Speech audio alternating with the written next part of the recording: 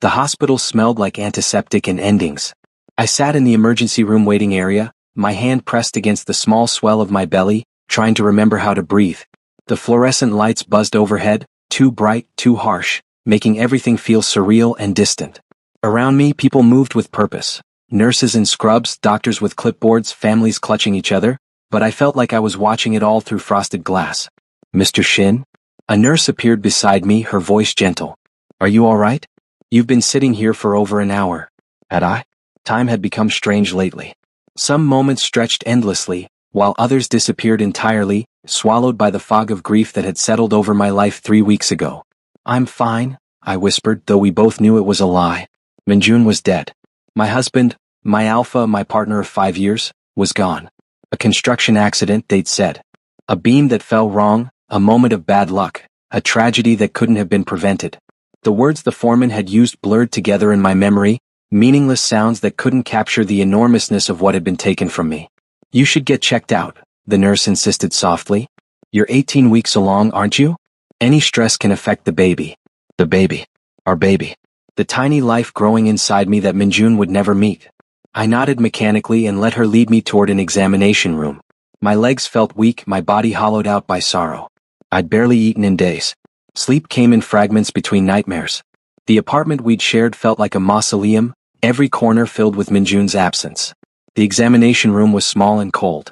I climbed onto the paper-covered table, wincing at the crackling sound, and waited. The nurse took my vitals with efficient kindness, her mouth tightening when she saw the numbers. Your blood pressure is low, Mr. Shin. Have you been eating properly? I try, I said, which was another lie. Food tasted like ash. Everything did. I'll get the doctor, she said, squeezing my shoulder before leaving. I closed my eyes and let my head fall back against the wall. Through the thin door, I could hear the chaos of the emergency room, beeping monitors, urgent voices, the squeak of gurneys rolling past. Life continuing, indifferent to my pain. Please, I whispered to my belly, to the baby who couldn't hear me yet. Please be okay. You're all I have left of him. A commotion erupted in the hallway, shouting, the thunder of heavy boots, the crackle of radio static. I opened my eyes as the door burst open and several firefighters rushed past, their faces sooty and strained. There must have been an incident, something that required immediate attention. One of them paused just outside my door, speaking into his radio with quick, clipped words. He was tall, broad-shouldered, his protective gear making him look even larger. When he turned slightly, I caught a glimpse of his face, strong jawline, intense dark eyes, a small scar cutting through his left eyebrow. Our eyes met for just a second. Something flickered in his expression. Recognition? Concern? But then someone called his name and he was gone, swept back into the organized chaos of emergency response. I shook my head, dismissing the moment. It didn't matter. Nothing really mattered anymore except surviving each day and keeping this baby safe. The doctor arrived minutes later, a kind-faced woman in her 50s who examined me with gentle thoroughness. She pressed the ultrasound wand against my belly, and the room filled with the rapid flutter of a tiny heartbeat. Impossibly fast, impossibly alive. The baby is fine, she said, smiling. Developing normally, strong heartbeat. But you, Mr. Shin, you're not taking care of yourself. I know, I whispered, staring at the grainy image on the screen. My baby. Minjun's baby. I'm trying. Grief is exhausting, she said softly. But you're not just grieving for yourself anymore. This baby needs you to be strong. Have you considered grief counseling? Or perhaps staying with family? Family. My parents had disowned me when I'd presented as an Omega at 16, ashamed of having a weak son. Minjun's family blamed me for his death somehow, as if loving him had cursed him. I was alone in every way that mattered. I'll manage, I said, which seemed to be my default response to everything now. She didn't look convinced, but she printed out the ultrasound images and gave me a prescription for prenatal vitamins, along with a stern lecture about nutrition and rest. I nodded through it all, tucking the papers into my bag mechanically. When I finally left the hospital, night had fallen. The air was cool against my face, carrying the scent of rain. I walked slowly toward the bus stop, my body aching with exhaustion. Mr. Shin? I turned, startled. The firefighter from earlier stood a few feet away, now out of his heavy gear, wearing just his uniform pants and a department t-shirt. Up close, he was even more striking, tall and powerfully built, with that commanding presence that marked dominant alphas. But his expression was soft, almost hesitant. Yes. I managed, confused. I'm Kim Tae-won, he said, taking a careful step closer. I wanted to make sure you were all right. You looked distressed earlier and I saw you leaving alone. I'm fine, I said automatically, the lie coming so easily now. His eyes, dark and intense, studied my face with an attention that made me feel exposed. You're not fine, Mr. Shin. And you shouldn't be taking the bus this late, not in your condition. How did he know I was pregnant? Could he send it? Alphas could sometimes detect the hormonal changes in omegas, especially those with strong instincts. I wrapped my arms around myself defensively. I appreciate your concern, but I can manage. Please, he said, and there was something in his voice that made me pause, genuine worry, deep and unshakable. Let me drive you home. It's late and you look exhausted. No strings attached, I need to know you'll get home safely. I should have refused. I didn't know this man, despite his kind eyes and heroic profession. But I was so tired, and the thought of sitting on a cold bus, surrounded by strangers, feeling their curious or judgmental stares at the widowed Omega with his growing belly. All right, I heard myself say. Relief washed over his face. My car is this way. He led me to a modest black sedan parked in the hospital lot, opening the passenger door for me with old-fashioned courtesy. The interior smelled clean, soap and something woodsy, distinctly alpha but not overwhelming. He'd clearly taken care to keep his scent subtle, which I appreciated. Some alphas used their scent aggressively, marking territory, but Taewon seemed conscientious. Where do you live? He asked as he started the engine. I gave him my address, watching the hospital disappear in the side mirror. The drive passed in comfortable silence, broken only by the soft hum of the engine and the occasional swish of passing cars. I found myself relaxing incrementally, some tight knot in my chest loosening. Can I ask you something? Taewon said quietly as we waited at a red light. I suppose. Are you taking care of yourself? Eating properly, resting? I turned to look at him, surprised by the directness. Why do you care? He was quiet for a moment, his hands tightening on the steering wheel. Because I've seen you before, Mr. Shin. At the grocery store near the station, at the park where you used to walk with your husband. I've noticed you for years, though we never spoke. And when I heard about the accident, his voice roughened. I'm sorry for your loss. I can't imagine what you're going through. Something in his words cracked through my numbness.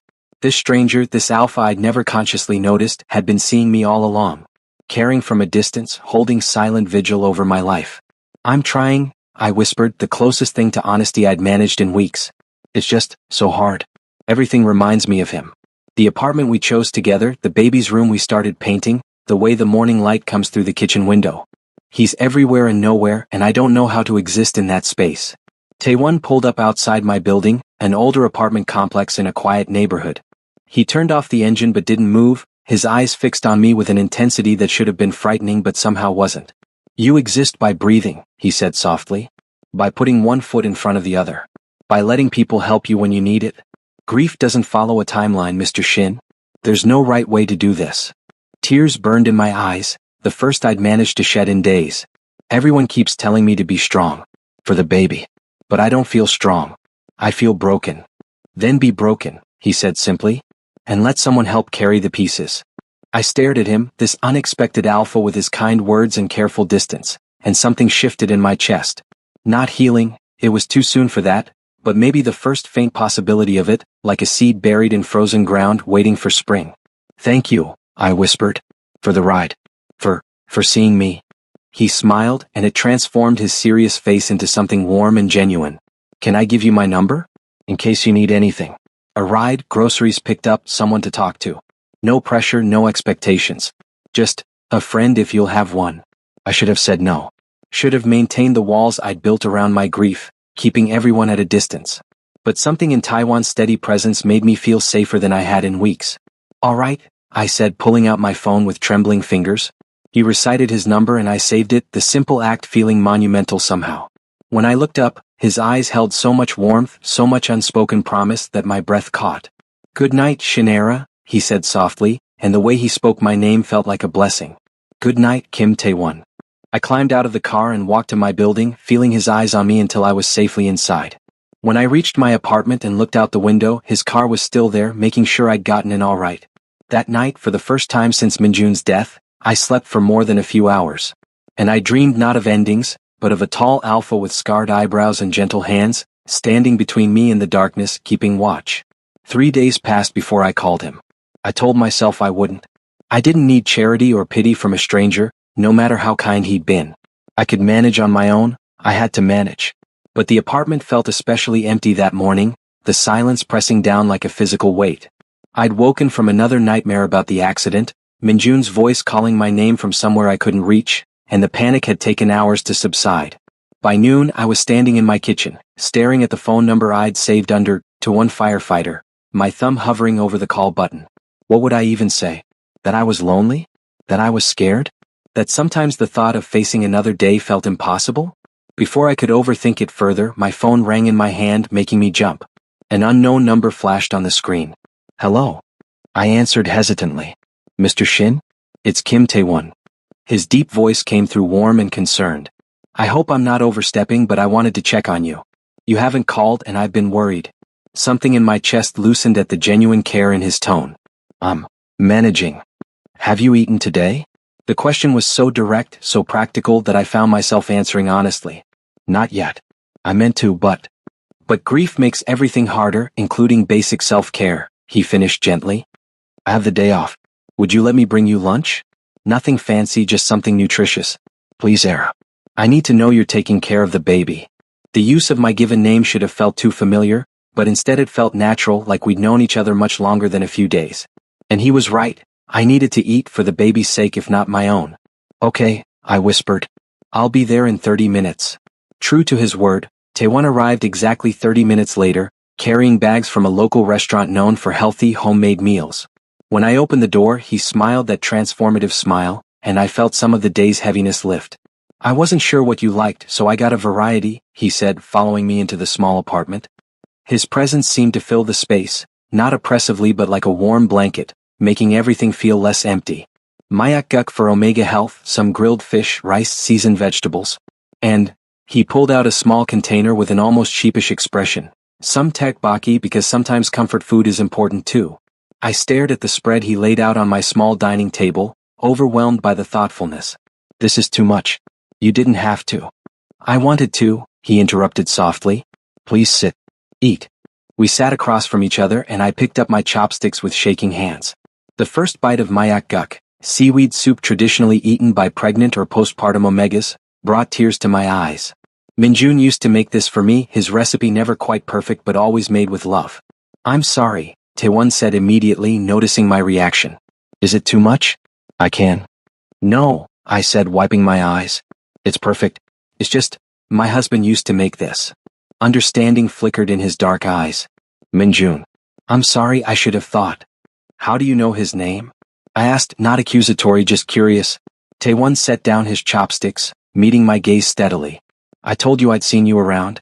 I may have asked about you. Discreetly.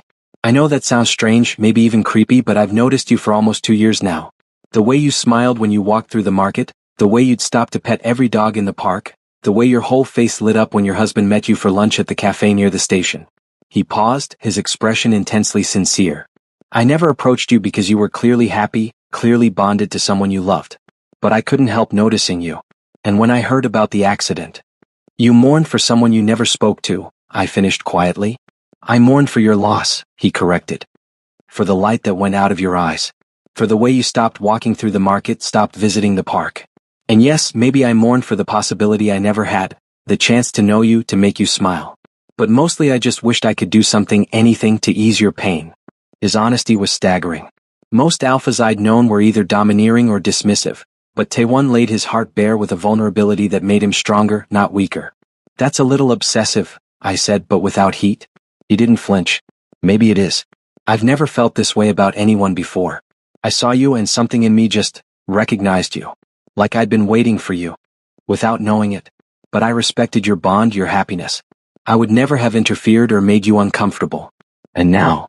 I asked, my heart beating faster. Now that I'm widowed and pregnant with another alpha's baby? What do you want from me, Tae-won? He reached across the table slowly, giving me time to pull away, and covered my hand with his. His touch was warm, steady, grounding.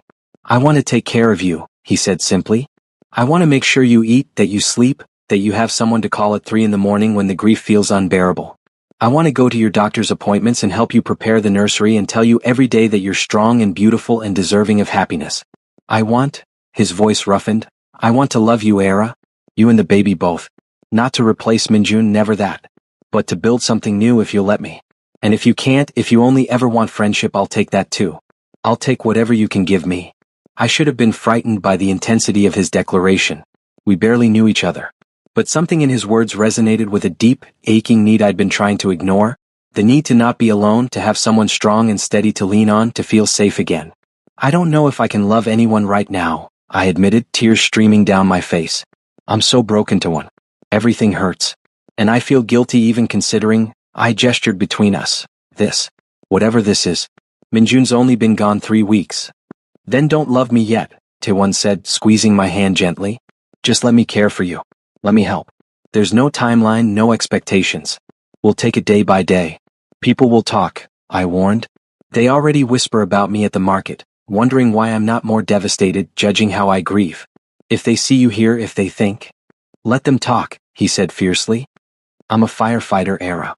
I run into burning buildings for a living. I'm not afraid of gossip.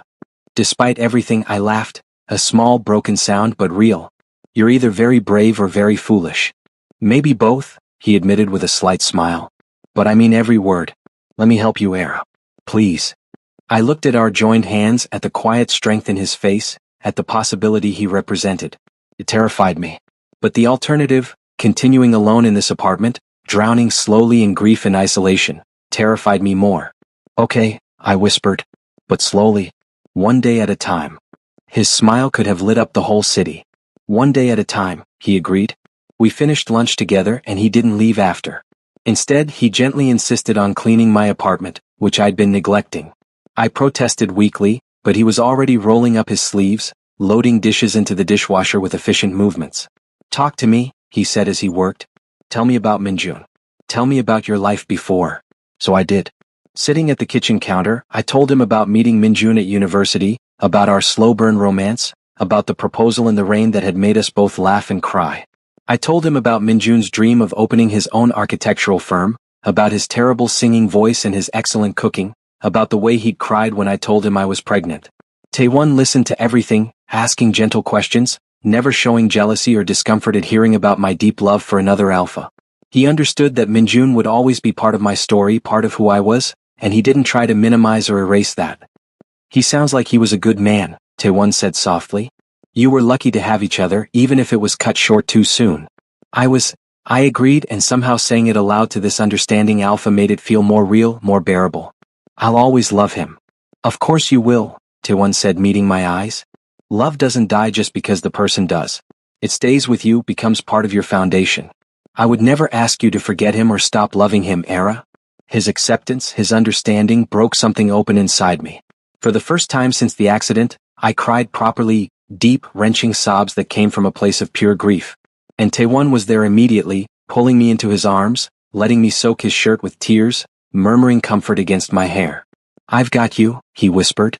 I've got you and I'm not letting go. And in that moment, held by this alpha who had watched over me from afar and was now offering me his strength so freely, I began to believe that maybe, eventually, I might be okay. Maybe we both would be. The days began to blur together in a new rhythm, one that revolved around Taewon's steady presence. He came by every morning before his shift at the fire station, bringing breakfast, sometimes simple rice and kimchi, other times more elaborate spreads of fluffy omelets and fresh fruit. He'd sit with me while I ate, talking about small things. The weather, a funny call he'd responded to, a new restaurant opening nearby. Never pushing, never demanding, just being there. At first, I insisted he didn't need to do this, that I could manage on my own. But the truth was I wasn't managing. I was merely existing, moving through each day like a ghost. Taewon saw through my protest with those perceptive dark eyes and simply continued showing up, patient and immovable as a mountain. You don't have to keep doing this, I told him one morning, 2 weeks into our strange new routine. We were sitting on my small balcony, watching the sunrise paint the city in shades of gold and pink. I'm sure you have better things to do with your time off. There's nothing better than this, he said simply, reaching over to brush a strand of hair from my face. The gesture was tender, achingly gentle. Besides, you're eating more regularly now, sleeping better. The dark circles under your eyes are fading. He was right. With his consistent care, my body had begun to recover from the worst of my grief-induced neglect. I'd even gained a few pounds, which my doctor had praised enthusiastically at my last appointment, an appointment Taewon had driven me to, sitting in the waiting room with a medical journal, ready to escort me home after. My next appointment is Thursday, I mentioned, watching his reaction. The anatomy scan. They'll check everything thoroughly, maybe tell me the baby's sex if I want to know. Taiwan's face lit up with barely contained excitement. May I come? I don't want to intrude if it feels too personal, but I'd really like to be there. His eagerness warmed something in my chest. You can come, I said softly. I'd like that actually. Having someone there. The smile he gave me could have rivaled the sunrise. But not everyone was happy about Taiwan's presence in my life. That afternoon, as I was walking back from the corner store, Taewon was on a 48-hour shift, and I'd needed to venture out alone. I ran into Mrs. Park, one of my elderly neighbors. She'd been a friend when Minjun was alive, often bringing us home-cooked side dishes and fussing over us like surrogate grandchildren. Now, her expression turned cold when she saw me. Shin Era, she said, her voice sharp as ice. I heard you've been seen with a firefighter. A tall alpha. People are talking. My stomach clenched with anxiety. He's been helping me. I needed support after. After your husband died? She interrupted. It's barely been a month and already you're bringing another alpha around? Have you no shame? No respect for Minjun's memory? The words hit like physical blows. It's not like that. Taewon is just what? Waiting to take advantage of a vulnerable Omega? Or maybe you wanted this, maybe you're glad Minjun is gone so you can. Stop, I said, my voice breaking. Please stop. But she continued, her words growing more vicious. People on the street were staring now, some nodding in agreement with her harsh assessment. My hands shook as I wrapped my arms around my belly protectively. You're carrying that poor man's baby while spreading your legs for someone new, Mrs. Park hissed. Disgraceful. Your poor parents must be so ashamed. Oh wait, they already disowned you for being a weak Omega, didn't they? Maybe they were right too. The world tilted. I couldn't breathe, couldn't think past the ringing in my ears and the crushing weight on my chest. My vision started to blur at the edges. That's enough. Taiwan's voice cut through the chaos like a blade, deep and commanding in a way I'd never heard before. He materialized beside me, still in his firefighter uniform, his face set in hard lines that made him look dangerous despite his usual gentleness. Kim Taewon, Mrs. Park said, taking an involuntary step back. This is none of your. It's everything to do with me, he said, his voice low and controlled but thrumming with alpha authority. I'm going to say this once, so listen carefully. Era has done nothing wrong. He's grieving the loss of his husband while trying to stay healthy for his unborn child. I'm helping him because he deserves care and support, not judgment from people who should know better. But the propriety, she tried to protest. Propriety?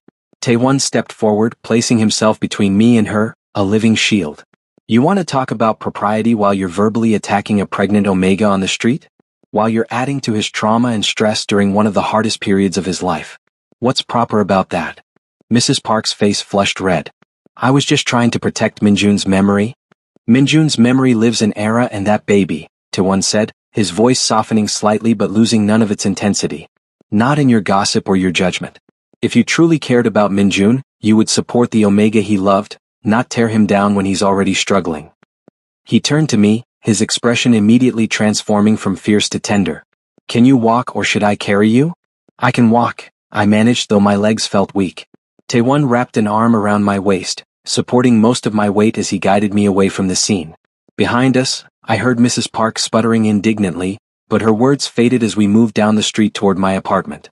You left your shift, I said weakly as we climbed the stairs. They can manage without me for an hour, he said, unlocking my door with the spare key I'd given him last week. You needed me more. Inside, he settled me on the couch and knelt before me, taking my trembling hands in his. Are you all right? Did she hurt you? The baby? I'm okay, I whispered. Just shaken. How did you know to come? I didn't, he admitted. I had a feeling, a pull to check on you. Alpha instinct maybe. I'm glad I listened to it. His jaw clenched. I'm sorry you had to hear those things. None of it is true, Era. None of it. But people do think that, I said, tears spilling over. They think I'm replacing Minjun, that I'm dishonoring his memory. Maybe they're right. Maybe I shouldn't be letting you help me, shouldn't be feeling. I cut myself off, but Taewon caught it. Feeling what? He asked gently, cupping my face with both hands. Tell me, Era. Comfortable, I confessed. Safe. Less alone. When I'm with you, the grief doesn't feel quite as overwhelming. And I feel guilty about that, like I'm betraying Minjun by not drowning in sorrow every second of every day. Taiwan's thumb brushed away my tears with infinite care. Grief isn't betrayal, Era. And neither is healing. Minjun loved you, he'd want you to be happy, to be healthy, to give your child a good life. Accepting help, accepting comfort, accepting the possibility of joy again. That's not betrayal. That's survival. That's strength. But we barely knew each other, and you're already so important to me, I whispered. How is that possible? How can I be moving on when Minjun is still everywhere in my heart? Hearts are bigger than we think, Taewon said softly. They can hold grief and hope simultaneously. Loving me, if that's what this is becoming, doesn't mean loving Minjun less. It means your heart is learning to make room for something new while still honoring what came before. His words, his understanding, his unwavering support, it all crashed over me like a wave. Before I could second-guess myself, I leaned forward and pressed my lips to his. Taewon froze for a heartbeat, then kissed me back with a tenderness that made my chest ache. His lips were soft, reverent, moving against mine like I was something precious and fragile. One hand slid into my hair while the other remained on my face, holding me like I might disappear if he let go. When we finally pulled apart, both breathing hard, his eyes searched mine intensely. Are you sure? He asked hoarsely. I don't want to rush you, don't want to take advantage when you're vulnerable. I'm sure, I said and meant it. I'm sure I need you, Taewon. I'm sure I want this, want you. Not to replace Minjun, but to have something warm in all this cold. Then I'm yours, he said simply. For as long as you want me. He gathered me into his arms, and we stayed like that for a long time, finding comfort in each other's warmth while the world outside continued its judgment. But here, in this moment, none of that mattered. Thursday came bright and clear. Taewon picked me up early for the anatomy scan, bringing my favorite ginger tea and a ridiculous dad joke that made me laugh despite my nerves. At the clinic, he held my hand as the technician spread cold gel over my growing belly. The screen flickered to life, showing the grainy but unmistakable form of my baby. Our baby, I found myself thinking, though I didn't say it aloud. Everything looks perfect, the technician said with a warm smile. Strong heartbeat, all the organs developing normally. Would you like to know the sex? I looked at Taewon, who squeezed my hand encouragingly. Yes, I said. I want to know. Congratulations, she said, pointing to the screen. You're having a healthy baby boy. A son. Minjun's son. The little boy who would carry his father's legacy without ever knowing him. The weight of it was staggering. He's perfect, Taewon whispered, his voice thick with emotion. Look at him, Era. He's perfect. And he was. 10 tiny fingers, 10 tiny toes, a strong heartbeat filling the room with its rapid rhythm. My son. My miracle. When we left the clinic, Taewon was grinning like he'd won the lottery. A boy, he kept saying. We're having a boy. We? I asked softly. He stopped walking, turning to face me on the sunny sidewalk. If you'll let me be part of this. If you'll let me be there for him, love him, raise him as my own. I know I'm not his biological father. I know I can never replace Minjun in that way, but... Stop, I said, placing my hand over his heart. I want that. I want you to be part of his life, part of our life. If you're really sure you want this, want us, then yes. We. His smile was incandescent. He lifted me off my feet in a careful hug, spinning me once before setting me down gently, mindful of my belly. I've never been more sure of anything, he said fiercely. I love you, Era.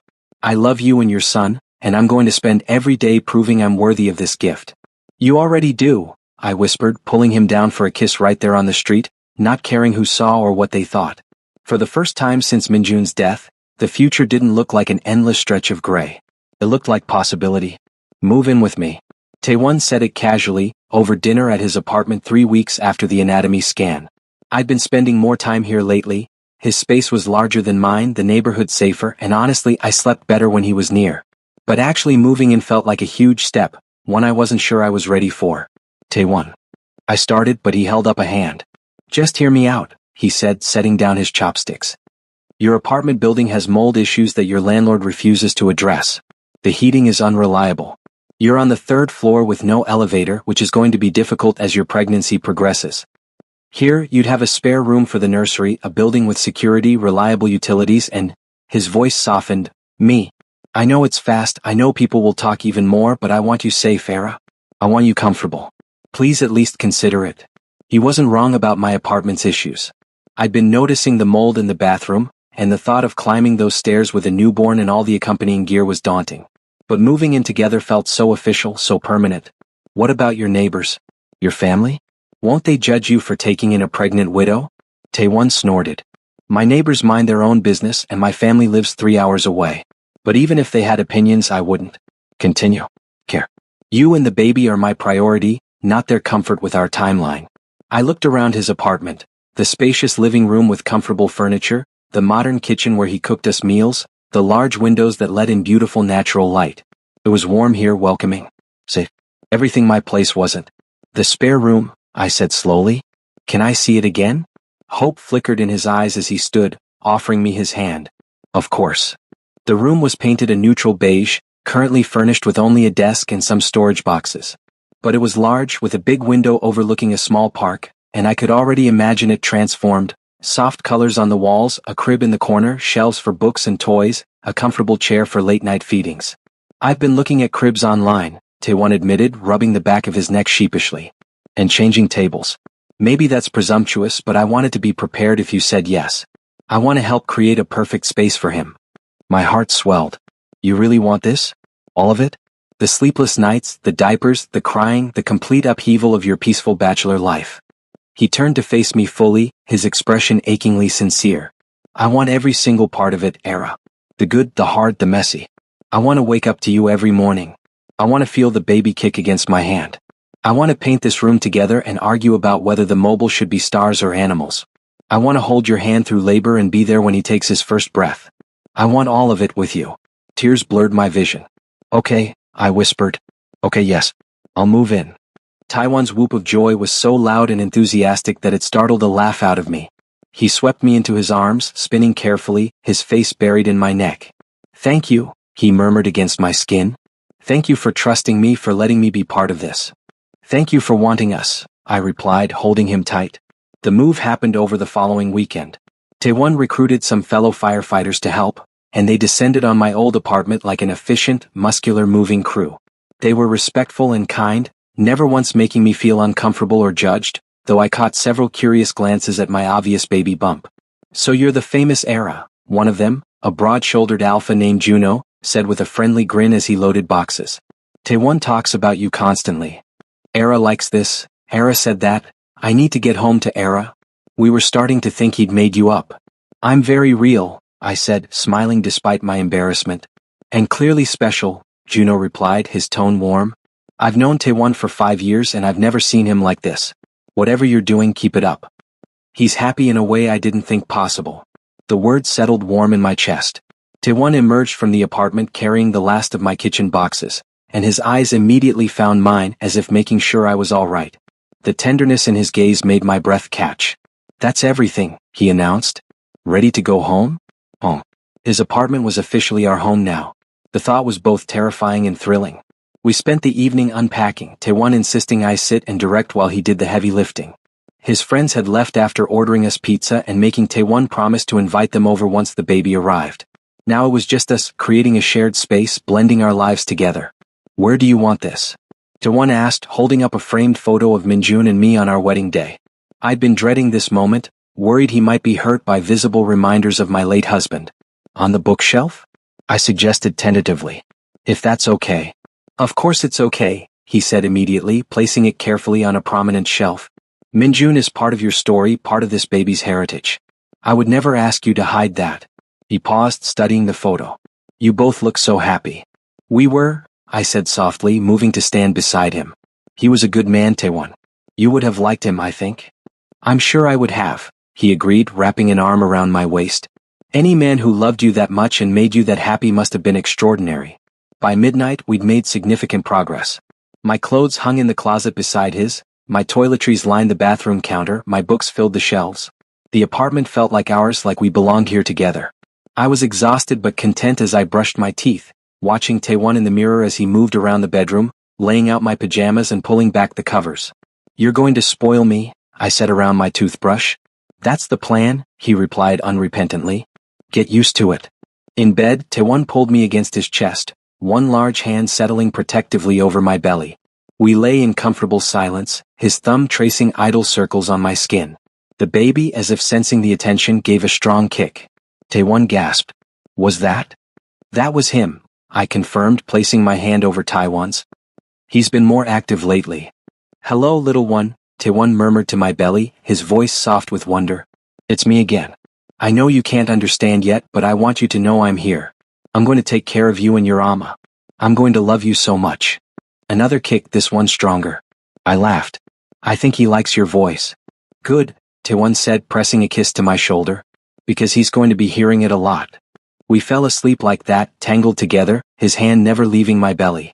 For the first time in months, I didn't have nightmares. Instead, I dreamed of a future painted in warm colors. A nursery filled with light, a baby's laughter, Taewon's steady presence beside me through it. The next few weeks fell into a beautiful rhythm. Taewon's apartment, our apartment, became a sanctuary from the outside world's judgment. He worked his shifts at the fire station while I focused on preparing for the baby's arrival. On his days off, we painted the nursery together, eventually deciding on a soft sage green with white cloud decals on the ceiling. What about names? Taewon asked one afternoon as we assembled the crib. Have you thought about what you want to call him? I had, actually. I'd been thinking about it constantly, torn between honoring Minjun and creating something new. I was considering Minjae, I said quietly. It incorporates Min from Minjun, but it's its own name. What do you think? Minjae, Taewon repeated, testing it. It's perfect, Era. Beautiful and meaningful. Shin Minjae, I said, the full name feeling right on my tongue. Then hesitantly, or maybe, Kim Minjae? If you wanted to. Taewon dropped the crib piece he was holding, turning to me with wide eyes. You'd let me give him my family name? If you're going to be his father in every way that matters, then yes, I said, my heart pounding. Unless that's too much, unless you don't want. He was kissing me before I could finish, deep and passionate and full of unspoken emotion. When we finally broke apart, his eyes were suspiciously bright. I want that more than anything, he said hoarsely. Kim Minjae. Our son. Our son, I agreed, and the word felt like a promise, like a vow, like the beginning of a new family built on love and choice rather than just biology. But the outside world wasn't as accepting of our happiness. At my next prenatal appointment, the receptionist's expression turned cold when she saw Taewon with me. I have you down as widowed, Mr. Shin. Should I update your records with a new partner? The way she said it dripped with judgment. Taewon's hand tightened on mine, but I forced myself to answer calmly. Yes, please. Kim Taewon is my partner and will be attending all appointments. She sniffed disapprovingly but made the note. In the waiting room, I felt the stares of other patients. Some sympathetic, others openly critical.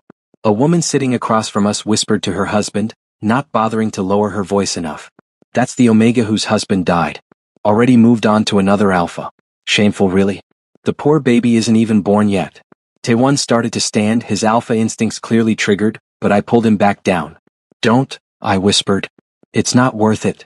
They have no right to judge you, he growled, but he stayed seated, radiating protective fury. The judgment followed us everywhere. At the grocery store, former acquaintances would see me with Taewon and suddenly remember urgent business elsewhere. Online, I'd made the mistake of posting a photo of our painted nursery, and the comments were vicious. How can you smile while your husband is barely cold in the ground? That baby deserves to know his real father, not some replacement Alpha. You moved on fast. Makes me wonder if you were cheating before he died. I deleted my social media accounts after that, but the damage was done. The words echoed in my head during my darkest moments, feeding my guilt and uncertainty. One evening, 6 months into my pregnancy, I broke down completely.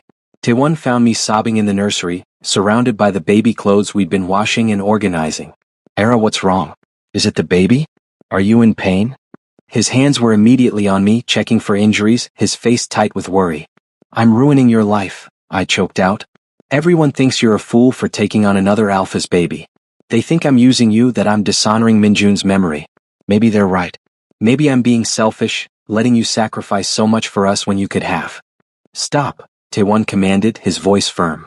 He knelt before me, taking my face in both hands. Listen to me very carefully, Shinera. You are not ruining my life, you're making it worth living. Before you, I was just going through the motions, existing but not truly alive. You and Minjae, you've given me purpose, given me a family, given me love I never thought I'd have. That's not a sacrifice. That's a gift. But people? Fuck what people think, he said bluntly, and the rare curse from him shocked me into silence. I don't care if they judge us. I don't care if they gossip or whisper or think less of me. I care about you. I care about our son. I care about the family we're building together. That's all that matters. You say that now, I whispered. But what about later? When Minjae is older and people tell him his father abandoned him, that his ama replaced him too quickly. What if he resents us? Then we'll tell him the truth, Taewon said simply. We'll tell him about Minjun, how brave he was, how much he loved you, how excited he was to be a father. We'll tell him that love doesn't have limits, that families come in all forms, that I chose to love him before he was even born. And we'll raise him with so much love and security that other people's opinions won't shake his foundation. He pulled me into his arms and I buried my face in his chest, breathing in his comforting scent. I love you, I whispered. I'm scared to say it, scared it's too soon or wrong somehow, but I love you, Taewon. So much it terrifies me. I love you too, he murmured against my hair. I've loved you since the first time I saw you smile in that market, even though I didn't know what it meant yet. And I'm going to keep loving you through every challenge, every judgment, every doubt. We're in this together, Era.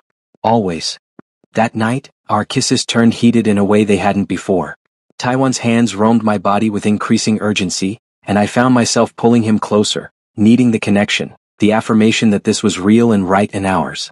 Are you sure? He asked, his voice rough as his lips traveled down my neck. The baby is fine, I assured him, my own hands working at his shirt.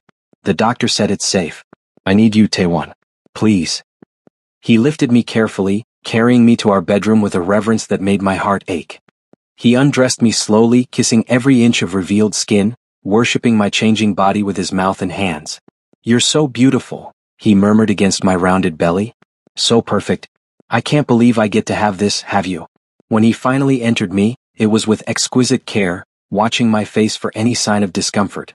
But there was none. Only pleasure, only connection, only the overwhelming rightness of being joined with him like this. I love you, he gasped as he moved, one hand cradling my belly, the other tangled in my hair. I love you so much, Era. My omega. My everything. Yours, I agreed, meeting his thrusts, chasing the building pleasure. I'm yours, Taewon. We moved together, slow and deep, the intensity building until we were both trembling. When I came apart in his arms, Taewon followed immediately after, my name a prayer on his lips.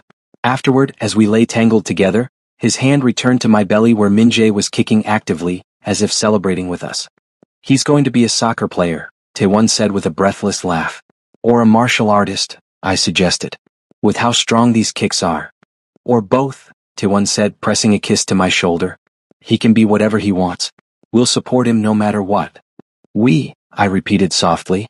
I like the sound of that. Get used to it, he said, echoing his earlier words. Because you're stuck with me now, Shinera. For better or worse, in judgment or acceptance, through every challenge ahead, I'm not going anywhere. And looking into his eyes, seeing the absolute certainty there, I finally, truly believed it. We were going to be okay. All three of us. The end arrived with spring rain and new beginnings. At 38 weeks, I went into labor in the middle of the night. Taewon remained calm despite his obvious fear, timing contractions, gathering our hospital bag, calling his captain to arrange emergency leave. At the hospital, he never left my side, breathing with me through contractions, letting me squeeze his hand until I was sure I'd broken bones. You're doing so well, he kept saying, wiping sweat from my forehead. So strong, my love. Just a little longer. 12 hours later, Kim Min-jae entered the world with a lusty cry that filled the delivery room with life. They placed him on my chest immediately, this tiny, perfect being with a shock of dark hair and Minjun's nose. Hello, baby, I whispered through tears. Hello, my beautiful boy. He's perfect, Taewon said, his voice thick with emotion as he looked at our son. Absolutely perfect, Era. When the nurses took Min-jae to be cleaned and measured, Taewon finally let himself cry, burying his face in my neck. Thank you, he kept saying. Thank you for letting me be part of this, for trusting me with this gift. I promise I'll spend every day being worthy of it. You already are, I assured him, running my fingers through his hair. You're his Appa, Taewon. In every way that matters. Later, when I was cleaned up and settled in a private room, they brought Min-jae back to us. Taewon held him for the first time, this large, strong alpha cradling the tiny infant with infinite gentleness. Hello, son, he murmured, and the word sounded so natural, so right. I'm your Appa. I know I'm not the one who helped make you, but I'm the one who's going to be here for every scraped knee, every nightmare, every triumph and failure. I'm going to love you and your Amma with everything I have. That's a promise. Minji's tiny hand wrapped around Taewon's finger, and something in my chest cracked wide open, not with pain but with overwhelming love. This was our family. Unconventional, born from tragedy and unexpected connection, but ours. Real and whole and beautiful. Over the next few days, as we adjusted to life with a newborn, the outside world tried to intrude. Minjun's parents attempted to visit, claiming rights to their grandchild, but Taewon sent them away when they refused to acknowledge me or our relationship with anything but disdain. They'll try to take him from you, he said grimly. Over my dead body. Some of Taiwan's colleagues visited with gifts and congratulations, their acceptance warming something cold inside me. Juno held Min-jae with practiced ease. He had 3 kids of his own, and declared him the most handsome baby I've ever seen, which means he takes after his ama, not his appa. Even Mrs. Park showed up at our apartment one afternoon, her expression sheepish. I was wrong, she said simply. I judged you harshly when you needed compassion. Seeing you 3 together, you're a family. A real one. I'm sorry for my cruel words. Her apology meant more than she knew. We weren't completely forgiven by society, there would always be people who disapproved. But slowly, gradually, our little family was being accepted. On Minji's first-month birthday, we held a small celebration at home. Taiwan's parents had made the drive to meet their grandson, and despite my nervousness, they welcomed me warmly. Our son loves you, Taiwan's mother said, cradling Min-jae with obvious adoration. That's all we need to know. You've made him happier than we've ever seen him. Thank you for that. That evening, after everyone had left and Min-jae was sleeping in his crib, Taewon and I stood in the nursery doorway, watching our son's chest rise and fall with steady breaths. Are you happy? Taewon asked softly, his arm around my waist. I thought about everything, the grief I still carried, the love I'd lost, the judgments we'd faced. But I also thought about the love I'd found, the family we'd created, the future stretching before us bright with possibility. I said honestly. I'll always miss Minjun, always carry him in my heart. But I'm happy, Taewon. With you, with Min-jae, with the life we're building. Is that okay? It's more than okay, he said, pulling me closer. It's everything. He kissed me then, soft and sweet and full of promise. In his crib, Min-jae made a small sound, and we both smiled against each other's lips. Our family. Imperfect, unconventional, born from pain and rebuilt with love. But ours. And that made it perfect. 6 months later. Appa, look. Minji's babbling had recently started forming what might have been words, and Taewon was convinced every sound was his son trying to say, Appa. I found it endearing, the way the strong alpha melted into complete mush around our baby. We were at the park, the same one I used to walk through with Minjun. It had taken me months to come back here, but Taewon had been patient, never pushing. Today felt right somehow, bringing our son to this place that held so many memories. Look at him discovering grass, Taewon said, laughing as Min-jae grabbed fistfuls of it with absolute fascination. Everything is amazing when you're 7 months old. Everything is amazing when you're happy, I corrected, watching them together. Taewon had Min-jae in his lap, letting him explore safely while providing a secure base. He was such a natural father, despite having no roadmap for this. We'd legally registered Taewon as Minji's father last month. The paperwork had been complicated. Adoption regulations for Omegas and their children were complex. But Taewon had been relentless, hiring a lawyer to navigate every obstacle. Now, officially and legally, Kim Min-jae was our son. Both of ours. I love you, Taewon said suddenly, looking up at me with those intense dark eyes that still made my breath catch. I know I say it constantly, but I need you to hear it again. I love you, Shinera. You've given me everything I never knew I needed. I love you too, I replied, the words coming easily now without guilt or hesitation. Thank you for not giving up on me even when I was drowning. Thank you for loving us. Always, he promised, and I knew he meant it. Later that night, after Min-jae was asleep and we were curled together in bed, Taewon pulled out a small box. I know we've done everything backward, he said, suddenly nervous in a way I'd rarely seen. We moved in together, had a baby, built a life, all before I did this properly. But I want to do this right, Era. I want to make it official. He opened the box to reveal a simple but beautiful ring, a silver band with a small blue stone that matched my eyes. Shinera, will you marry me? Will you let me be your alpha officially, legally, in every way possible? I promise to love you, honor you, care for you and Min-jae for the rest of my life. I promise to be worthy of the trust you've placed in me. I promise to. Yes, I interrupted, tears streaming down my face. Yes, Taewon. Of course yes. He slipped the ring onto my finger with shaking hands, then kissed me with a passion that quickly turned into something more. We made love that night with a new intensity, celebrating our commitment, our future, our family. And when I woke the next morning to find Taewon already up with Min-jae, singing silly songs while making breakfast with our baby in a carrier on his chest, I felt a peace I'd never thought possible. The grief would always be there, a permanent part of my landscape. I would always love Minjun, always honor his memory. But I had learned that hearts were indeed bigger than we thought, that they could hold sorrow and joy simultaneously, loss and love side by side. Taewon looked up and caught me watching, his smile radiant. "Good morning, my Omega," he said. "My fiancé. My everything." "Good morning," I replied, moving to join them. "My alpha. My home. My love." And in that moment, with our son babbling happily between us and the morning sun painting everything gold, I knew we'd made it through the darkness. We'd found our light. Our forever. Our family. The sound of tiny footsteps thundered through our home as Min-jae raced to the door, his almost 3-year-old legs pumping with determination. "Appa. Appa home." Taewon swept him up in a hug, spinning him around as Min-jae shrieked with delight. "There's my boy. Did you have a good day?" "We went park. Saw ducks." And Min-jae launched into an enthusiastic but barely coherent story about his day. I watched from the kitchen doorway, my hand resting on my belly where our second child grew.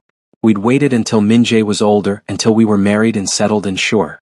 This baby, a daughter we'd recently learned, was planned, chosen, created with love and intention. Taewon noticed my position and his eyes lit up. "And how's our princess doing today?" "Active," I said, smiling. "I think she's going to be a dancer with all this movement." "Just like her ama," Taewon said, coming over to kiss me while Min-jae squirmed to get down. "You danced for me at our wedding, remember?" "I remember everything about our wedding," I said softly, thinking of the small ceremony surrounded by people who truly loved us. Taewon's family, his firefighter crew, even Mrs. Park who'd become a sort of surrogate grandmother to Min-jae. "Ama story," Min-jae demanded, pulling out his favorite book, the one we'd made about his fathers.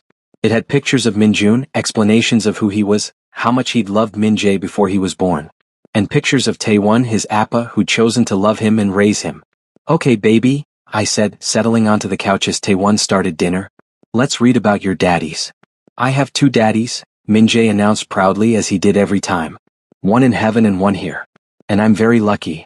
"You are?" I agreed, pulling him close. "You are very, very lucky. And very, very loved." As I read to our son, with our daughter moving beneath my hand and my alpha husband cooking dinner while humming contentedly, I realized something profound. This was healing. This was home. This was love, not replacing what came before but building something new and beautiful from the ashes of tragedy. And it was more than enough. It was everything. The house was finally quiet. Min-jae was spending the weekend with Taewon's parents, his first overnight trip away from us.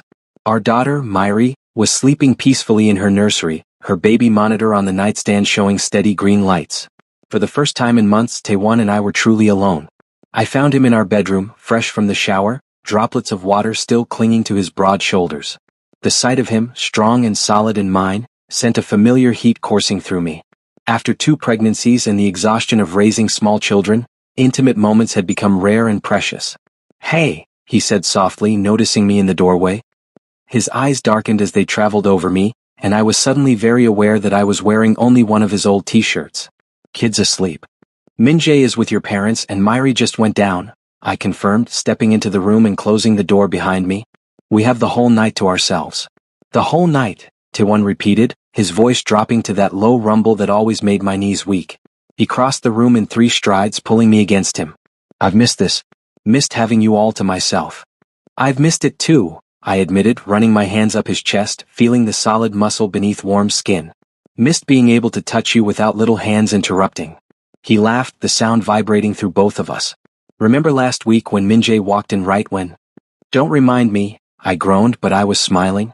"I thought we'd locked the door." "This time," Taewon said, walking me backward toward the bed, "I'm absolutely certain we've locked it. And the monitor has the alarm set. And your phone is on silent. Because tonight I'm going to love you properly, without interruptions or rush or holding back." My breath caught as the back of my knees hit the mattress. "That sounds like a promise, Alpha." "It is," he growled, and then his mouth was on mine.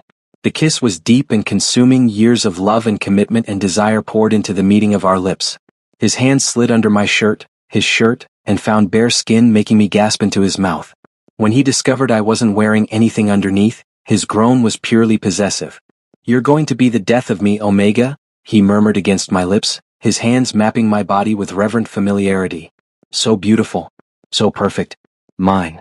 "Yours," I agreed breathlessly as he lifted the shirt over my head, bearing me completely to his heated gaze. His eyes roamed over me with open appreciation, the changes pregnancy had brought, the softness that came with motherhood, all of it beloved to him. "I love every inch of you," he said fiercely. Every curve, every mark, every beautiful part. He laid me back on the bed with infinite care, following me down to press kisses along my jaw, my neck, my collarbone. His mouth was hot and demanding, leaving trails of fire across my skin.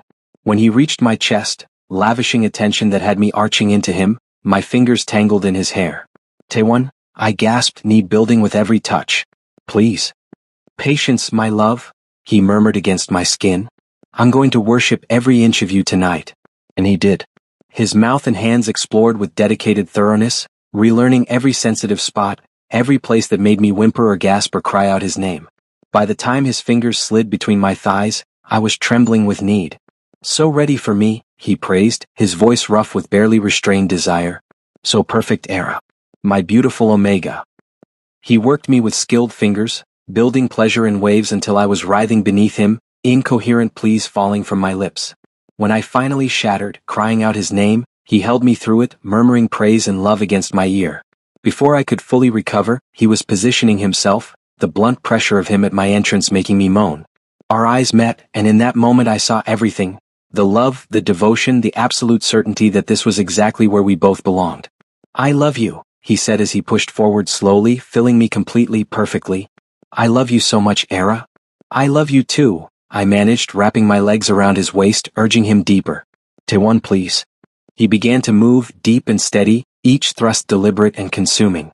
We found our rhythm easily, bodies knowing each other so intimately after years together. His hand found mine, fingers lacing together as he pinned it beside my head, the connection both physical and emotional. You feel incredible, he groaned, his pace increasing. Perfect. Like you were made for me. I gasped, meeting him thrust for thrust. We were made for each other. The pleasure built between us, spiraling higher with every movement. Taewon's free hand found the places that made me gasp, working in perfect counterpoint to his movements until I was balancing on the edge of completion. Come for me, Omega, he commanded, his voice alpha deep and irresistible. Let me feel you. His words, combined with one perfectly angled thrust, sent me over the edge. I came apart with a cry, pleasure washing over me in overwhelming waves. Taewon followed moments later, my name a prayer on his lips as he found his own release. We stayed locked together for long moments, both trembling and breathless. Finally, Taewon rolled us to our sides, still connected, pulling me close against his chest. That was... I started but couldn't find adequate words. Perfect, he finished, pressing a tender kiss to my forehead. You're perfect. This life we've built is perfect. I traced lazy patterns on his chest, content and sated and so full of love I could barely contain it. Do you ever regret it? I asked softly. Taking on a grieving widow and another alpha's baby? You could have had an easier life. Never, he said immediately, tilting my face up to meet his intense gaze. Not for a single second. You and Minjae and Myri, you're my everything, Era. My purpose. My joy. This life isn't easier, but it's richer, fuller, more meaningful than anything I could have had without you.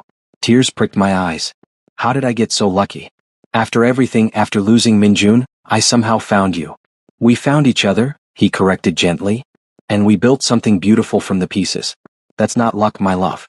That's healing. That's choice. That's love. He kissed me again, softer this time but no less intense. The kiss deepened, and I felt him stirring against me once more, desire reigniting. Again? I teased, even as my own body responded eagerly. We have all night, he reminded me with that devastating smile. And I intend to make the most of every minute. Then don't let me stop you, Alpha, I whispered, pulling him closer. And he didn't. We made love through the night, sometimes fierce and passionate, sometimes slow and tender, always with the deep connection that came from years of choosing each other every single day. Between rounds, we talked and laughed and simply held each other, grateful for this rare gift of uninterrupted time together. As dawn began to lighten the sky, we lay tangled together, exhausted and satisfied and completely content. Thank you, Taewon murmured against my hair. For what? For saying yes that night at the hospital. For moving in with me. For letting me love you and Minjae. For marrying me. For giving me Myri. For every single choice that brought us here to this moment. Thank you for choosing me, Era. I turned in his arms, cupping his face with both hands. Thank you for seeing me when I was invisible to myself. Thank you for being patient when I was broken. Thank you for loving all of us so completely. You saved my life, Kim Taewon. In every way that matters.